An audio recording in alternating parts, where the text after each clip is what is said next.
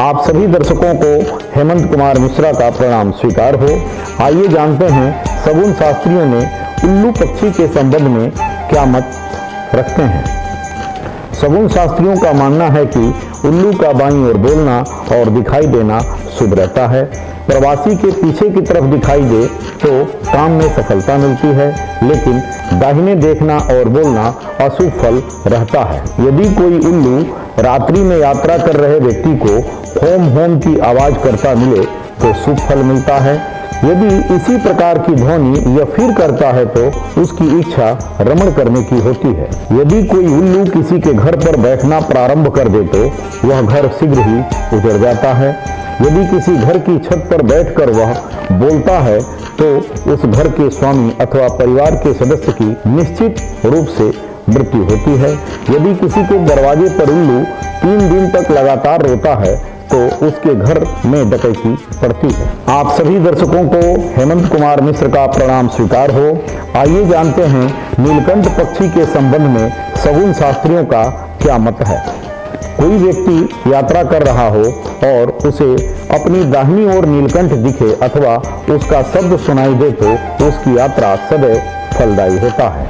यदि यात्रा करते समय किसी व्यक्ति के दाहिनी ओर नीलकंठ और कौवा दोनों उड़ रहे हों और नीलकंठ से कौवा आगे निकल जाए तो यात्री के यात्रा में धन की हानि और पराजय का मुख देखना पड़ता है। इसके विपरीत नीलकंठ कौवा से आगे निकल जाए तो यात्रा सफल होती है और व्यक्ति धनार्जन करके लौटता है। यदि यात्रा करते समय किसी व्यक्ति के सामने आकर नीलकंठ बोलता है तो उसको अनेक विघ्नों का सामना करना पड़ता है।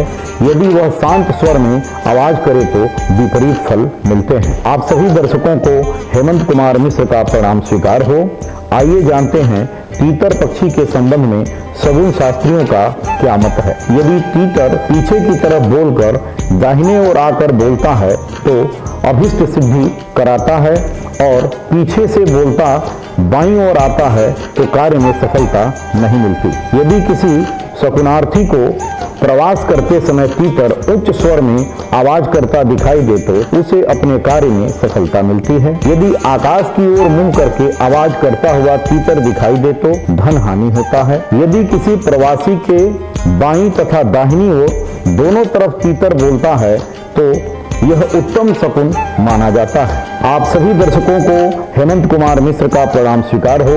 आइए जानते हैं मैना पक्षी के संबंध में शगुन शास्त्रियों का क्या मत है। यदि प्रवास करते समय प्रवासी को मैना चिड़िया दिखे तो यह अशुभ शकुन है। इसके देखने पर रास्ते में किसी से झगड़ा और धन की हानि होती है। यदि प्रवास करते समय मैना चिड़िया बिल्कुल सामने दिखाई दे तो चोर डाकुओं से धन की हानि होती है। यदि प्रवास करते समय पीछे की ओर देखता है तो मित्र से धन हानि होती है। यदि मैना चिड़िया बाईं ओर दिखाई दे तो पत्नी को रोग तथा दाहिनी ओर दिखाई दे तो पिता अथवा किसी पूज्य जन से मनमुटाव होता है। आप सभी दर्शकों को हेमंत कुमार मिश्र का प्रणाम स्वीकार हो।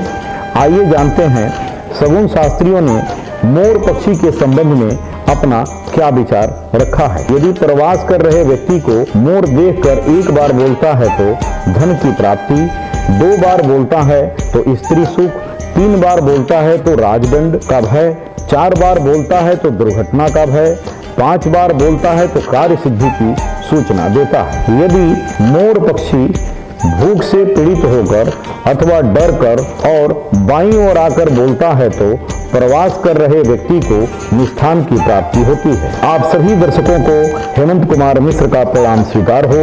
आइए जानते हैं सारस पक्षी के संबंध में शगुन शास्त्रियों का क्या मत है। यात्रा कर रहे व्यक्ति के पीठ पीछे सारस आवाज करता है तो भयानक विपत्ति की सूचना देता है और व्यक्ति को अपनी यात्रा स्थगित कर देनी चाहिए। अगर सारस का जोड़ा प्रवासी के दाईं ओर बोलता है तो स्त्री और धन का लाभ कराता है। आगे बोलकर धन संपत्ति दिलाता है। दाईं तथा बाईं दोनों ओर सारस का जोड़ा हो और एक और का जोड़ा बोले तो स्त्री लाभ देता है। दोनों ओर के जोड़े बोलते तो समस्त अभिलाषाओं की प्राप्ति होती है। आप सभी दर्शकों को हेमंत कुमार मिश्र का प्रणाम स्वीकार हो।